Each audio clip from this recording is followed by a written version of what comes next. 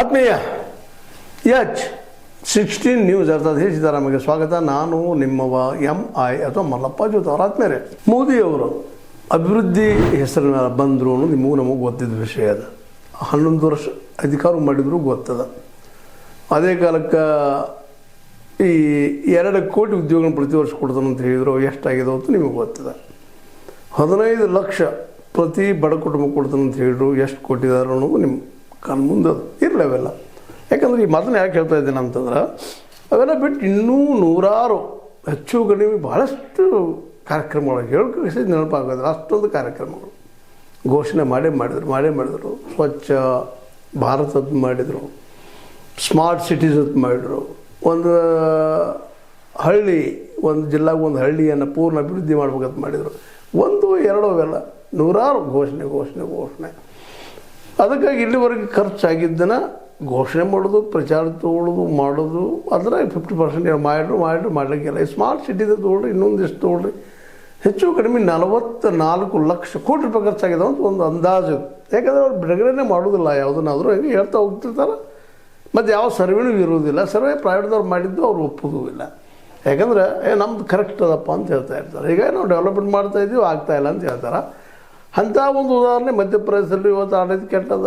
ನುಡಿದ BJP ಸರ್ಕಾರ ಇದ್ದಗಳು ಎಲ್ಲ ಹೆಚ್ಚು ಕೆಟ್ಟಿದ್ದಾವೆ. ಕೆಡಲಿ ಯಾವುದಾದ್ರು ಕಾಂಗ್ರೆಸ್ದವ್ರೇನಪ್ಪ ಉತ್ತಮವಾದ ಆಡಳಿತ ಕೊಡ್ತಾ ಇದ್ದಾರೆ ಅಂತೇನಲ್ಲ. ಆದರೆ ಅವ್ರು ಮಾತಾಡಿದ್ದು ಖರ್ಚು ಮಾಡಿದ್ದು ನೋಡಿದ್ರೆ ಮಾತ್ರ ಇಲ್ಲಿ ಗಂಗಾ ನದಿ ಇವತ್ತು ಪೂರ್ಣ ಜಲ ಸ್ವಚ್ಛ ಆಗಿದೇನೋ ಇಲ್ಲ ಅನ್ನುವಂಥ ಸ್ಪಷ್ಟ ಉತ್ತರ ಬರ್ತಾ ಇದ್ದಾವೆ. ಇನ್ನು ಸ್ಮಾರ್ಟ್ ಸಿಟಿಗಳು ಎಷ್ಟಾದವು? ಸ್ಮಾರ್ಟ್ ಸಿಟಿ, ಸ್ವಚ್ಛ ಸಿಟಿ, ಇಂದೋರ್ ಬಗ್ಗೆ ತಗೊಳ್ರಿ. ಇಂದೋರದಲ್ಲಿ ಮೊನ್ನೆ ಬಂದ ರಿಪೋರ್ಟ್ಗಳು ನೋಡಿದಿರಿ.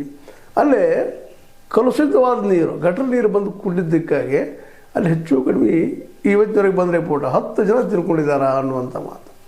ಕಾಂಗ್ರೆಸ್ ವಿರೋಧ ಮಾಡಲಿಕ್ಕೆ ಮಾಡಿ ಆ ಮಾತು ಬೇರೆ. ನಾವು ವಿರೋಧ ಮಾಡೋದಲ್ಲ. ಅಲ್ಲಿ ಸ್ವಚ್ಛ ನೀರು ಕೊಡೋಕ್ಕೆ ಸಾಧ್ಯ ಆಗ್ತಾಯಿಲ್ಲ. ಜಲಜೀವನ್ ಮಿಷನ್ ಅಂತ ಮಾಡಿದರು, ಮತ್ತೊಂದು ಮಾಡಿದರು. ಇವು ನೂರಾರು ಕೋಟಿ 44 ಲಕ್ಷ ಕೋಟಿ ರೂಪಾಯಿ ಸಿಗ್ತಿಲ್ಲ ನಿಮಗೆ. ಇದ್ರಾಗ ಹೆಚ್ಚು ಕಡಿಮೆ ಅರ್ಧದಿಂದ ಹೆಚ್ಚಿಗೆ ಬರೀ ಅಡ್ವರ್ಟೈಸ್ಗೆ ಹೋಗ್ಯದ ಪ್ರಚಾರಕ್ಕಾಗಿ. ಆದರೆ ಆ್ಯಕ್ಚುಲಿ ಗ್ರೌಂಡ್ ಮೇಲೆ ವರ್ಕ್ಗಳು ಆಗಿಲ್ಲ ಅನ್ನೋದು ಈಗ ಸ್ಪಷ್ಟ ಆಗ್ತಾ ಹೊರಟ್ಯದ. ಅಂದ್ರೆ ಮೋದಿಯವರು ಈ 11 ವರ್ಷದಲ್ಲಿ ಮಾಡಿದ್ದೇನಪ್ಪ ಅಂದ್ರೆ ಮ್ಯಾಕ್ಸಿಮಮ್ ಪ್ರಚಾರ, ಅದ್ರ ಕೆಲಸ ಕಡಿಮೆ. ಅದರಲ್ಲೂ ಕಾರ್ಪೊರೇಟ್ಗಳಿಗೆ ಹೆಲ್ಪ್ ಆಗುವಂಥ. ಮೊನ್ನೆ ನೋಡ್ರಿ ಅರಾವಳಿ ಬಗ್ಗೆ ಚರ್ಚೆ ಮಾಡ್ತಾ ನೋಡಿದ್ರಿ. ಅರಾವಳಿ ಆ್ಯಕ್ಚುಲಿ ಅದನ್ನು ಕಾಡನ್ನು ಖುಲ್ಲಾ ಮಾಡುವಂಥದ್ದು. ಅರಾವಳಿ ಎಷ್ಟು ಮಹತ್ವದ್ದು ಅನ್ನುವಂಥದ್ದು ಚರ್ಚೆ ಆಯಿತು. ಇವನು ಸುಪ್ರೀಂ ಕೋರ್ಟ್ ಒಪ್ಪಿಕೊಂಡು ನಂತರದಲ್ಲಿ ಅದು ತಡೆ ಮಾಡಿದ್ದಕ್ಕೆ ಸುಪ್ರೀಂ ಕೋರ್ಟ್ ಒಪ್ಪಿಸಿಬಿಟ್ಟಿದ್ರು ಅದನ್ನು. ಅಲ್ಲಿ ನೂರಾರು ಸಾವಿರಾರು ಗುಡ್ಡುಗಳಿದ್ದಾವೆ, ಬೆಟ್ಟಗಳಿದ್ದಾವೆ. 100 ಮೀಟರ್ಗಿಂತ ಕಡಿಮೆ ಇದ್ದಂಥ ಬೆಟ್ಟಗಳನ್ನ ನೀವು ಅಲ್ಲಿ ಬೇಕಾದ್ರೆ ಮೈನಿಂಗ್ ಮಾಡಿರಿ ಅಂತ ಪರ್ಮಿಷನ್ ಕೊಟ್ಟರು. ಅದು ಯಾರಿಗೆ? ಅದೇ ಅದಾನಿ ಅಂಬಾನಿ ಅಂಥವ್ರಿಗೆ. ಅವೆಲ್ಲ ಕಾಡು ಹೋದ್ರೆ ಪರಿಸ್ಥಿತಿ ಏನಾದಿತ್ತು?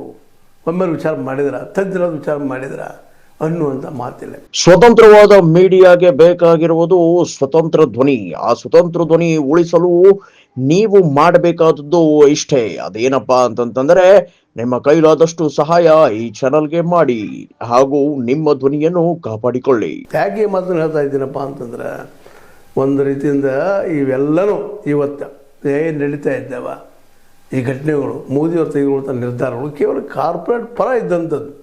ಅದು ನಿಜವಾಗಿಯೂ ಜನರಿಗೆ ಎಷ್ಟು ಹೆಲ್ಪ್ ಆಗ್ತದೆ, ಎಷ್ಟು ಇಂಪ್ರೂವ್ಮೆಂಟ್ ಆಗ್ತದೆ ಅನ್ನೋದು ಮಾತ್ರ ಇವತ್ತು ನಾವು ಅದನ್ನು ಗಮನಿಸಿದ್ರೆ ಶೂನ್ಯ ಅನ್ನುವಂಥದ್ದು ಮಾತಾಡ್ಲಿಕ್ಕಂಥದ್ದು. ಅಂದರೆ ಇದರರ್ಥ ಇಂದೋರದ್ದು ಇದು ಜಸ್ಟ್ ಎಕ್ಸಾಂಪಲ್. ಹಂಗೆ ಪ್ರತಿಯೊಂದು ಇಲ್ಲೇ ಸಮೀಪದಲ್ಲಿ ಬೆಳಗಾವಿ ಬಗ್ಗೆ ಮಾತಾಡೋಣ. ಸ್ಮಾರ್ಟ್ ಸಿಟಿ ಅಂತ ಘೋಷಣೆ ಮಾಡಿದ್ರೆ ಎಷ್ಟು ಖರ್ಚಾಯಿತು, ಎಷ್ಟು ಅಲ್ಲಿ ಕೆಲಸ ಆಗ್ಯದ ಅನ್ನುವಂಥ ಸಹಿತ ಇವತ್ತು ನಾವು ಪ್ರಶ್ನೆ ಮಾಡ್ಕೋಬೇಕಾಗಿದೆ.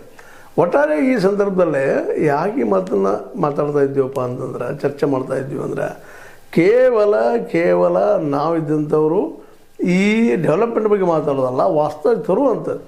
ಇದೆಲ್ಲ ಯಾಕೆ ಆಗಲಿಲ್ಲ ಅನ್ನೋದಕ್ಕೆ ವಿಶೇಷವಾಗಿ ನಾವು ಯೋಚನೆ ಮಾಡುವಂಥದ್ದು ಏನಪ್ಪ ಅಂತಂದ್ರೆ, ಇಲ್ಲಿ ವಿಶೇಷವಾಗಿ ಈ ಕೆಲಸ ಇಷ್ಟೆಲ್ಲ ಮಾತಾಡ್ತಾರೆ, ಅದು ಕೆಲಸಕ್ಕಾಗಿಲ್ಲ. ದುಡ್ಡು ಖರ್ಚಂತ ಆಗಿರ್ತದೆ, ಹೋಗಿರ್ತದೆ, ಎಲ್ಲನೂ ಆಗಿರ್ತವೆ. ಆದರೆ ಅವು ಎಷ್ಟರ ಮಟ್ಟಿಗೆ ಕೆಲಸ ಆಗಿದಾವೆ ಅನ್ನೋದು ಇದುವರೆಗೆ ಸಿಗ್ತಾಯಿಲ್ಲ. ಹೀಗಾಗಿ ಗೌರ್ಮೆಂಟ್ ಏನಾಗಿದೆಪ್ಪ ಅಂದ್ರೆ, ಮೋದಿಯವ್ರ ಸರ್ಕಾರ ವಿಶೇಷವಾಗಿ ಭಾಳಷ್ಟು ತಪ್ಪುಗಳನ್ನು ಮಾಡ್ತಾ ಹೊರಟದ ಅನ್ನುವಂಥದ್ದು. ಜೊತೆಗೆ ಅಭಿವೃದ್ಧಿ ಅಂತಂದ್ರೆ ಕೇವಲ ರೋಡು ಮತ್ತೇನು ಅನ್ನುವಂಥ ಪರಿಸ್ಥಿತಿ ಬಿಟ್ಟಿದ್ದೀವಿ. ಕಾಡುಗಳ ಸಹಿತ ಸಿಕ್ಕಾಪಟ್ಟೆ ಕೊಟ್ಟು ಬಿಡುವಂಥದ್ದು. ಇದರ ಅರ್ಥ ಕಾಂಗ್ರೆಸ್ ಸರ್ಕಾರದ ಇದ್ದಾಗಿನ ಆಗಿರಲಿಲ್ಲ ಅಂತಲ್ಲ, ಅವರಿದ್ದಾಗಿದ್ದು ಇವತ್ತು 100 ಪಟ್ಟು ಹೆಚ್ಚಾಗಿ ಕಾಡು ನಾಶ ಆಗಲಿಕ್ಕತ್ತದ, ಜೊತೆಗೆ ನದಿಗಳು ನಾಶ ಆಗ್ತಾ ಇದ್ದಾವೆ. ಒಂದು ವೇಳೆ ಅರಾವಳಿಯನ್ನು ಒಪ್ಕೊಂಡು ಹೋಗಿದ್ರೆ ಅರಾವಳಿ ಕಾಡೆಲ್ಲ ಹೋಗಿತ್ತಪ್ಪ ಅಂದ್ರೆ 70 to 80% ಕಾಡೆಲ್ಲ ಇಲ್ದಂಗೆ ಆಗ್ತಿತ್ತು. ರಾಜಸ್ಥಾನ, ಗುಜರಾತ, ಹರಿಯಾಣ ಜೊತೆಗೆ ದಿಲ್ಲಿ ಮಧ್ಯದಲ್ಲಿ ಬರುತ್ತಿರುವಂಥ ಕಾಡೆಲ್ಲ ಇಲ್ದಂಗೆ ಆಗಿದ್ರೆ ಅಲ್ಲಿ ಜನರ ಪರಿಸ್ಥಿತಿ ಎಂತ ಅನ್ನುವಂಥ ಒಂದು ಸಾಮಾನ್ಯ ತಿಳುವಳಿಕೆ ಇಲ್ಲಿ ಆ ಮಾಸಗಳನ್ನು ತಜ್ಜನದಕ್ಕೆ ತಿಳ್ಕೊಬೇಕಾಗಿತ್ತು. ಮೋದಿಯವರು ತಿಳ್ಕೊಳ್ಳಾರ್ದ ಪರ್ಮಿಷನ್ ಹೆಂಗೆ ಕೊಟ್ಟರು ಗೊತ್ತಿಲ್ಲ. ಅದೇ ರೀತಿಯಾಗಿ ಜಾರ್ಖಂಡದಲ್ಲಿ ಆಗಿರ್ಬೋದು, ಇನ್ನೊಂದು ಕಡೆ ಆಗಿರ್ಬೋದು, ಅದಾನೇ ಅವರು ಸಾಕಷ್ಟು ಕಾಡನ್ನು ಕೊಡೋ ಜೊತೆಗೆ ಅಲ್ಲಿ ಖರೀದಿಗಳು ಸಹಿತ ಕೊಡ್ತಾ ಇದ್ದಾರೆ. ಮುಂದಿನ ಜನ್ರೇಷನ್ ಬಗ್ಗೆ ಇವ್ರ ಚಿಂತೆ ಏನು ಅಂತ ನಾವು ಹೇಳೋ ಉದ್ದೇಶ ಒಂದೇ ಇಲ್ಲ. ಮೋದಿಯವರು ವಿರೋಧಕ್ಕಾಗಿ ವಿರೋಧ ಮಾಡೋದಂತಲ್ಲ, ಈಗ ನಡೆದ ಘಟನೆಗಳು ನಿಮ್ಮ ಜೊತೆಗೆ ಹೇಳುವಂಥದ್ದು. ಇದನ್ನು ನಾವು ಮೆಲ್ಲಲ್ಲಿ ಯಾಕೆ ಹೇಳ್ತಾ ಇರ್ತೀವಪ್ಪ ಅಂತಂದ್ರೆ ಜನ ಜಾಗೃತ ಆಗಲಿ ಅನ್ನೋ ಉದ್ದೇಶ.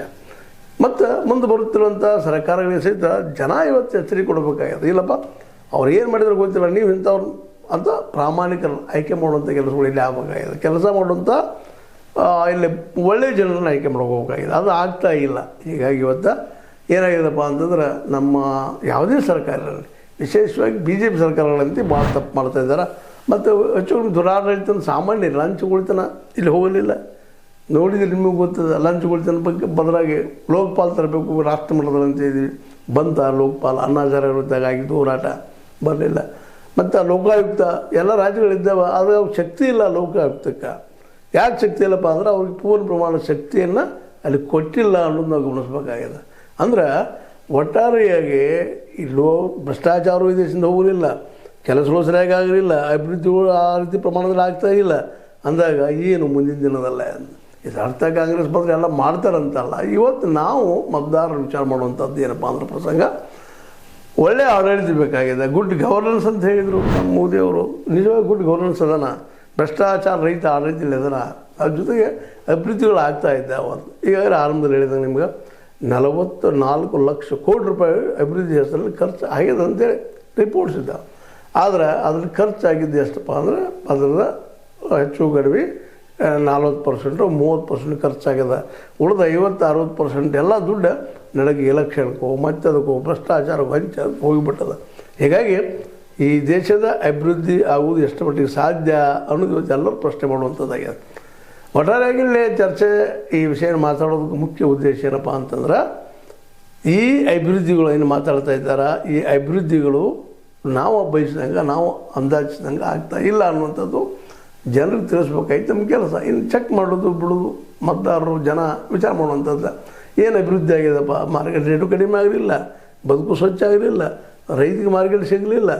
ಎಲ್ಲರೂ ಇವತ್ತು ನಮ್ಮ ದೇಶ ನಿಂತಿದ್ದ ರೈತನ ಶ್ರಮದಿಂದ, ಅವನ ಹೊಲದಿಂದ, ಅವನ ದುಡಿಮೆಯಿಂದ ಅವನಿಗೆ ಮಾರ್ಕೆಟ್ ಇಲ್ಲ. ಎಲ್ಲ ನೆಲೆಗಟ್ಟಲ್ಲಿ ಯೋಚನೆ ಮಾಡಬೇಕಾಗಿದೆ. ಮತ್ತು ಅದರಲ್ಲೂ ಇಂದೋರ್ ಅನ್ನುವಂಥದ್ದು ಸ್ಮಾರ್ಟ್ ಸಿಟಿಗೆ ಒಂದು ಹೆಸರಾಗಿತ್ತು. ಸ್ವಚ್ಛ ಏನಪ್ಪ ಊರು, ಅದು ಸ್ವಚ್ಛ ಪಟ್ಟಣ ಅಂತೇಳಿ. ಇವತ್ತು ಅಲ್ಲೇ ಈ ದುರ್ಗತಿ ಬಂದಿದ್ದು ನೋಡಿದರೆ ಈ ಕಲುಷಿತ ನೀರಿನಿಂದ ಗಾಳಿಯಿಂದ 10ಕ್ಕೂ ಹೆಚ್ಚು ಜನ ತಿಳ್ಕೊಂಡಿದ್ದು ನೋಡಿದರೆ ಮೋದಿಯವ್ರ ಡೆವಲಪ್ಮೆಂಟ್ ಇದನ್ನ ಅನ್ನುವಂಥ ಪ್ರಶ್ನೆ ಇದೆಲ್ಲ ಕಡೆ ನೋಡಬೇಕಾಗಬಹುದಾಗಿದೆ.